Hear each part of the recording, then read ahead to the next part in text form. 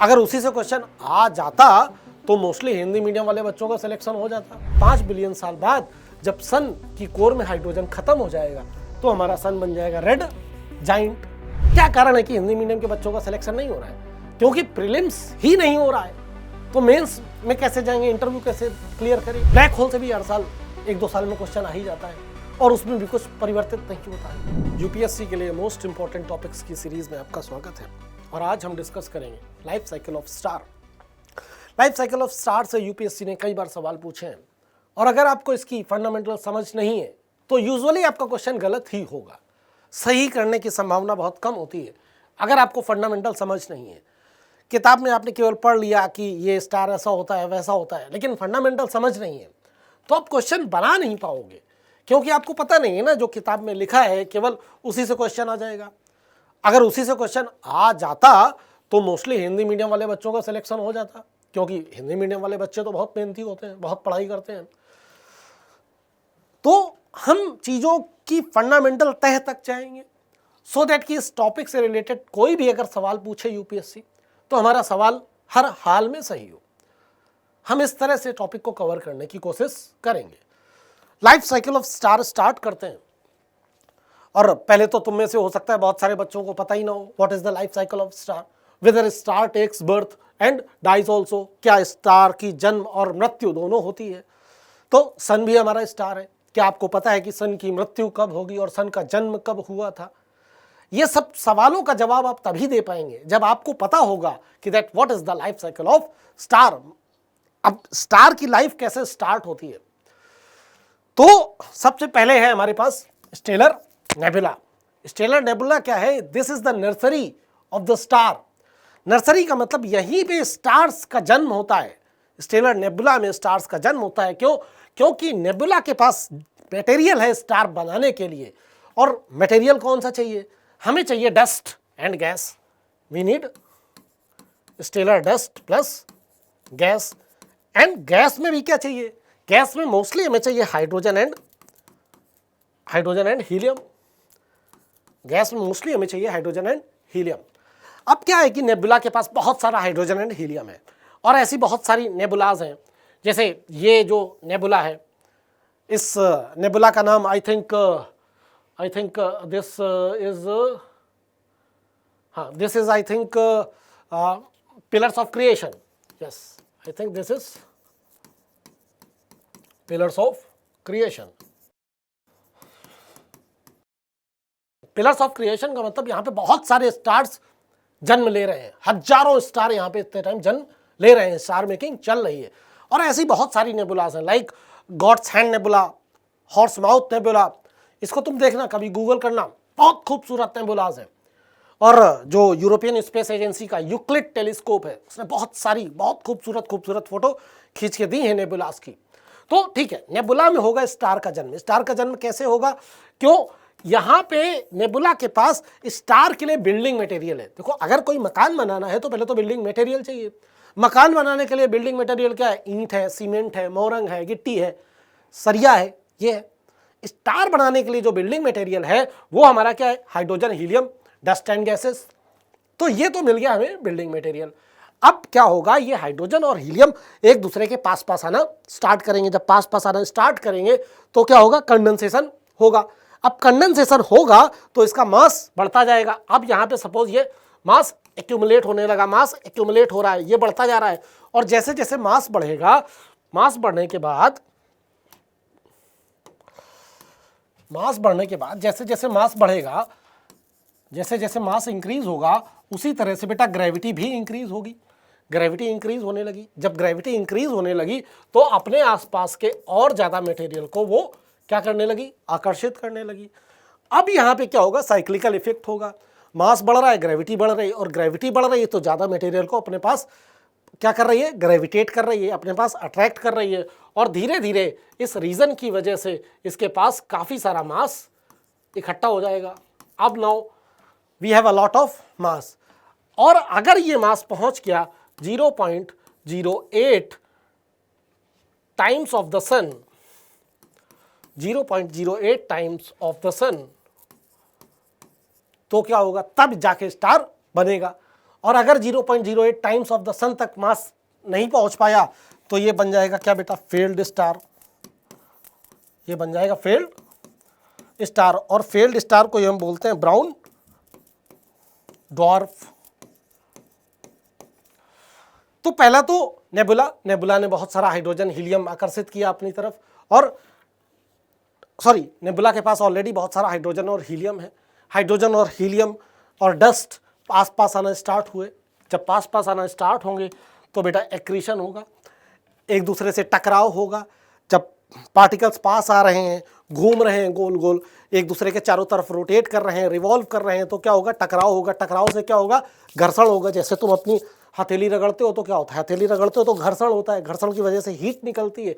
Same यहाँ भी हो रहा है। अब क्या हुआ, हीट निकलने लगी। हीट की वजह से, जब ये तो बहुत सारा मटेरियल है यहाँ पे, तो बहुत सारा घर्षण हो रहा है। अब यहाँ पे हीट की वजह से ये कुछ कुछ चमकने लगेगा, ये कुछ कुछ चमकने लगेगा, कुछ इससे लाइट बाहर आने लगेगी। अब अगर इसका मास ये जो प्रोटोस्टार हमारा बन के तैयार हुआ 0.08 टाइम्स ऑफ द सन है 0.08 टाइम्स ऑफ द सन है, तब जाके क्या होगा, तब इसकी कोर में न्यूक्लियर फ्यूजन स्टार्ट होगा। अगर 0.08 टाइम्स ऑफ द सन से ज़्यादा है मास, या फिर सिमिलर है उतना, उससे कम है तो फेल्ड स्टार बनेगा। अब यहाँ पे क्या होगा, कोर में फ्यूजन स्टार्ट होगा। जब कोर में फ्यूजन स्टार्ट होगा, जैसे सन की कोर में फ्यूजन हो रहा है, जब कोर में फ्यूजन स्टार्ट होगा तब जाके वो मेन सीक्वेंस स्टार बनेगा।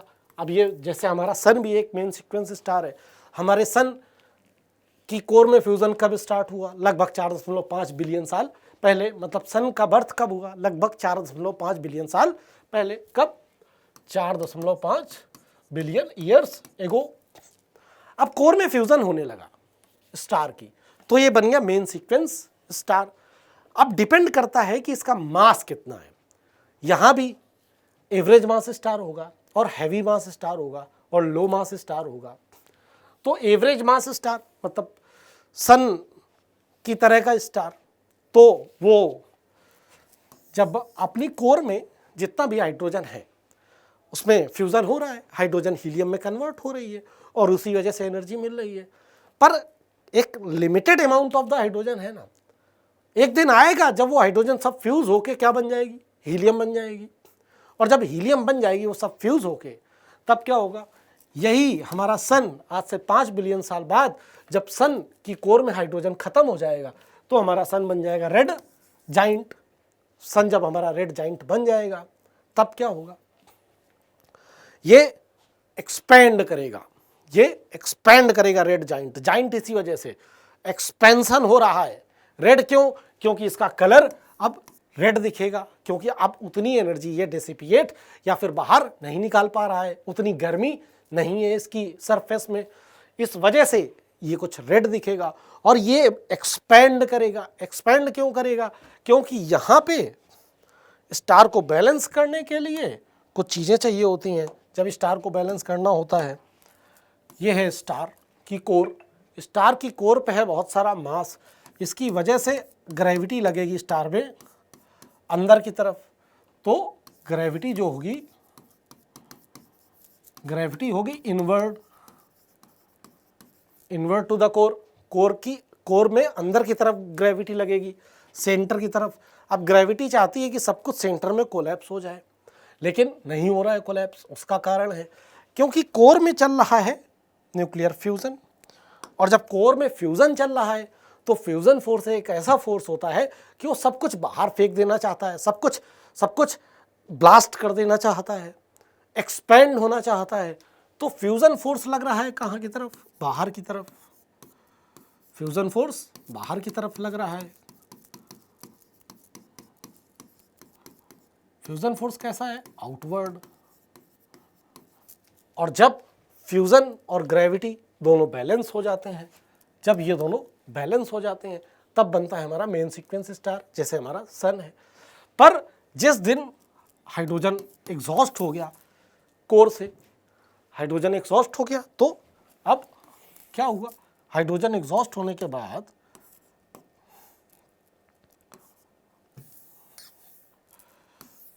ये आउटर लेयर, ये इनर लेयर, हीलियम है, हीलियम पे फ्यूजन अभी भी चल रहा है।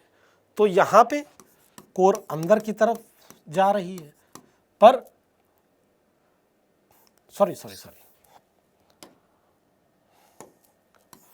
ये कोर है। अब कोर में है हीलियम, और हीलियम से बहुत ज़्यादा फ्यूज़न फोर्स बाहर नहीं निकल रहा है।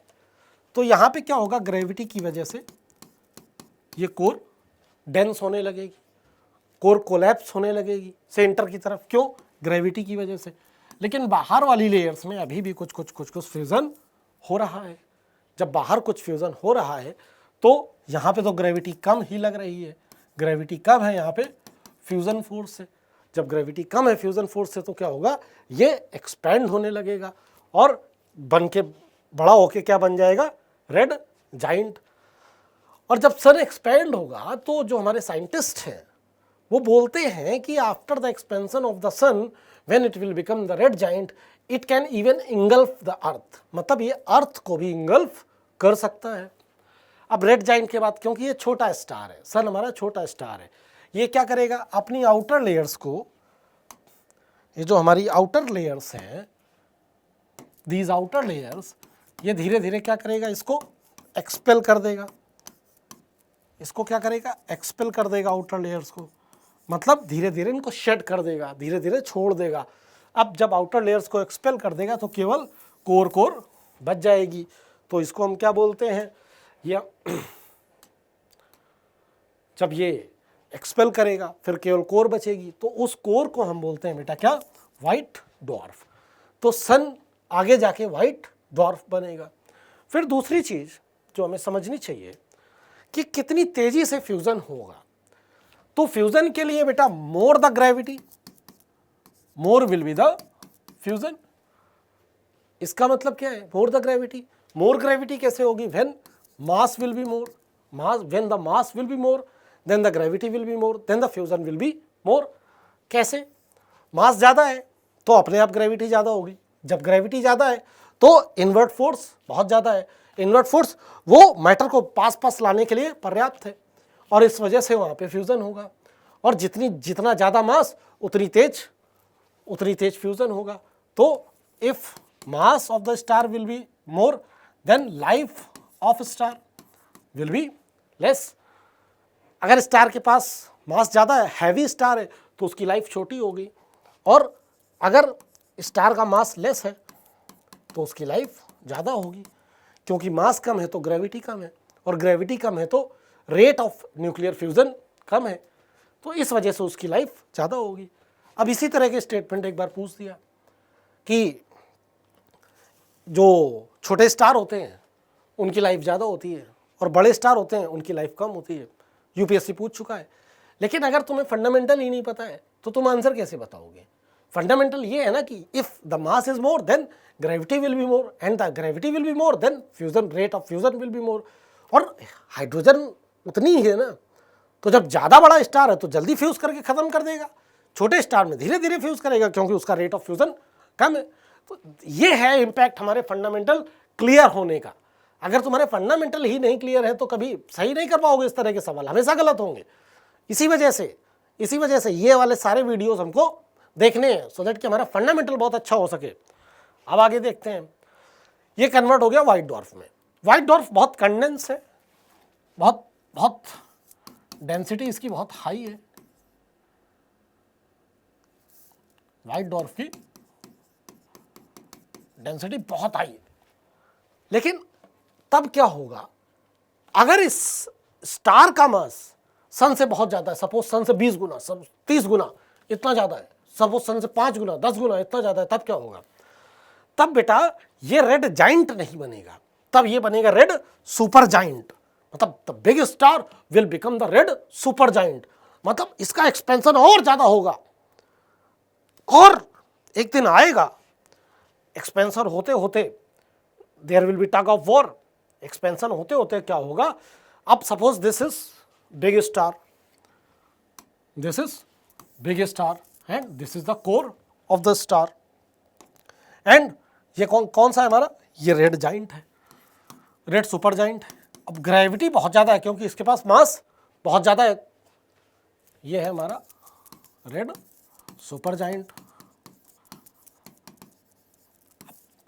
क्योंकि this star is very big, this star is very big, because of that there will be more gravity, because big star have more mass, then that is why it will have more gravity.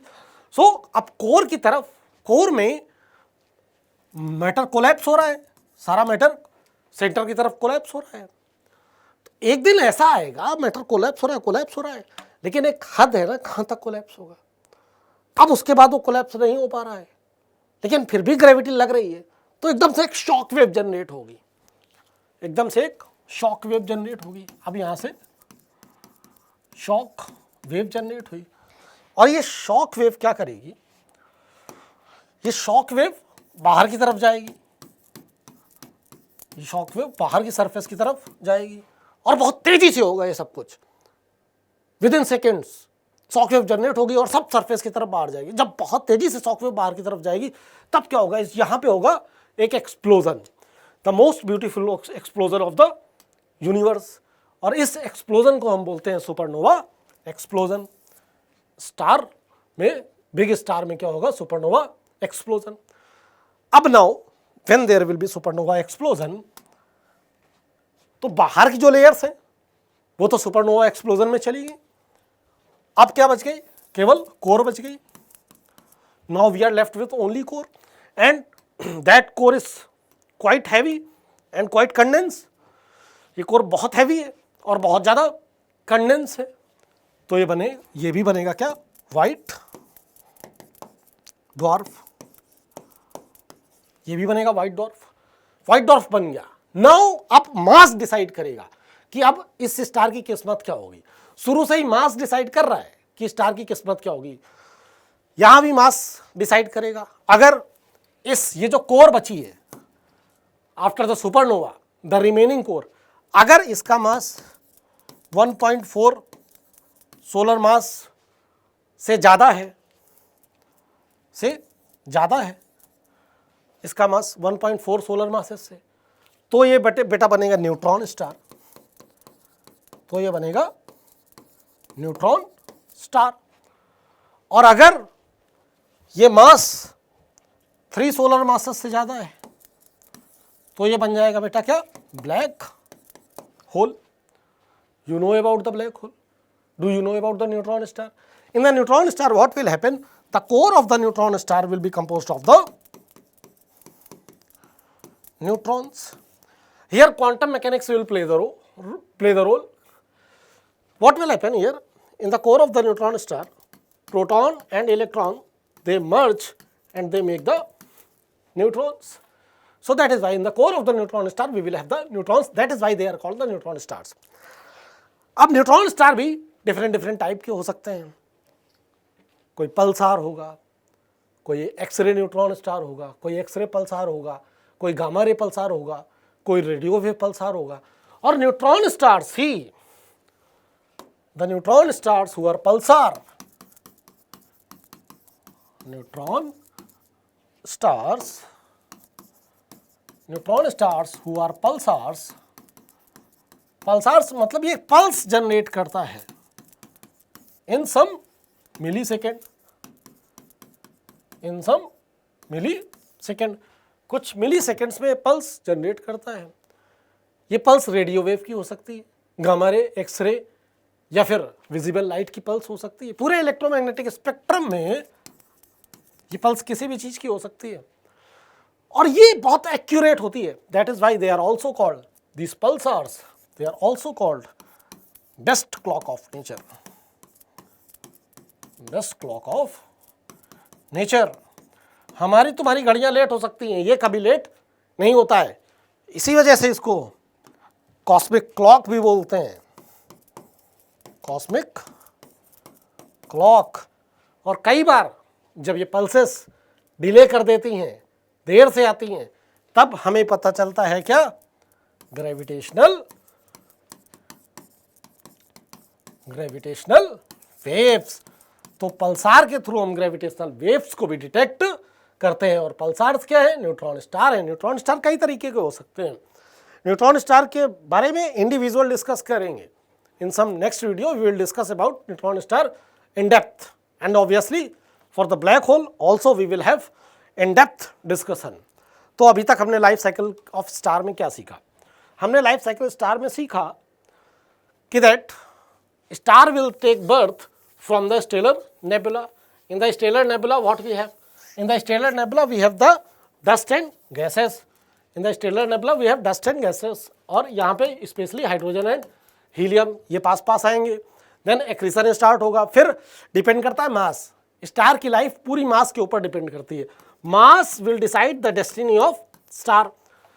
अब मास बढ़ गया इसका, ये कुछ दिन बाद protostar बना। Protostar, अगर प्रोटोस्टार का मास 0.08 टाइम्स ऑफ द सन से ज़्यादा है तो ये मेन सीक्वेंस बनेगा, नहीं तो ये बन जाएगा फेल्ड स्टार, नहीं तो ये बनेगा फेल्ड स्टार, या फिर इसी को हम बोलते हैं ब्राउन ड्वार्फ। क्लियर? यहाँ तक क्लियर है? आगे अब रिवाइज करते हैं। 0.08 टाइम्स ऑफ द सन से ज़्यादा मास है तो इसकी कोर में न्यूक्लियर फ्यूजन स्टार्ट होगा, और इसके लिए मिनिमम टेम्परेचर चाहिए 10 million degree Celsius nuclear fusion के लिए। Now when the nuclear fusion will start it will become the main sequence star. Again the mass will decide the destiny, और मास के हिसाब से स्टार की सरफेस का कलर होगा। सन हमें पीला दिखता है क्योंकि एवरेज मास स्टार है, लेकिन there are certain stars who have more mass. The more will be the mass, the bluer it will be. इसलिए बड़े स्टार्स को, जो बहुत बड़े बड़े स्टार्स होते हैं, उनको हम ब्लू सुपर जाइंट बोलते हैं। क्या बोलते हैं? Blue super giant. तो बहुत बड़े स्टार को हमने बोला ब्लू सुपर जाइंट। और नॉर्मल स्टार जैसे हमारा सन है, it is a yellow star, छोटा है। देन अगर सन के इतना मास है तो ये कन्वर्ट होगा किसमें?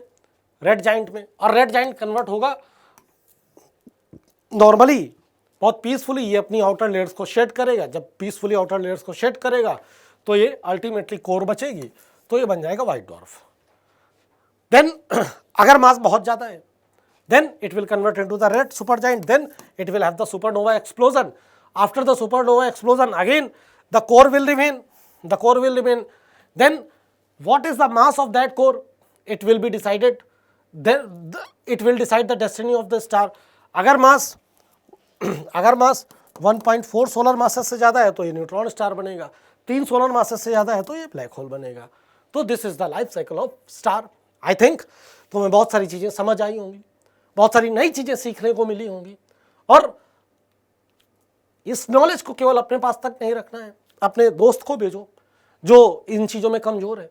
ये यूपीएससी के फंडामेंटल बहुत इंपॉर्टेंट है, और सबसे बड़ी बात ये बदलते ही नहीं है, और यूपीएससी इनसे हर साल सवाल पूछता है, और तुम्हारे हर साल यही सवाल गलत होते हैं। यही तो प्रॉब्लम है, और ये सवाल तो कभी गलत ही नहीं होने चाहिए। तो इसको ध्यान से देखो, नोट्स बनाओ इस वीडियो के, अपने दोस्त को भेजो जिसकी तुम केयर करते हो कि यार उसका भी प्रीलिम्स निकलना चाहिए। तो प्रीलिम्स के लिए ये सीरीज बहुत अच्छी है। This is one of the best series for the UPSC prelims, and this thing I am telling you with my experience. So please share this video with each and everyone whom you want that they should be selected in the prelims, they should cross the iron gate of the UPSC। फिर तभी तो जाके mains लिखोगे 14,000 लोगों में, तभी तो selection होगा। क्या कारण है कि हिंदी मीडियम के बच्चों का सिलेक्शन नहीं हो रहा है? क्योंकि प्रीलिम्स ही नहीं हो रहा है, तो मेंस में कैसे जाएंगे, इंटरव्यू कैसे क्लियर करेंगे? तो इन्हीं हिंदी मीडियम के बच्चों के लिए ये सीरीज स्टार्ट की है मैंने। नेक्स्ट किसी फिर फंडामेंटल टॉपिक के साथ मिलेंगे। नेक्स्ट हम डिस्कस करेंगे ब्लैक होल के बारे में। ब्लैक होल से भी हर साल 1-2 साल में क्वेश्चन आ ही जाता है, और उसमें भी कुछ परिवर्तित नहीं होता है।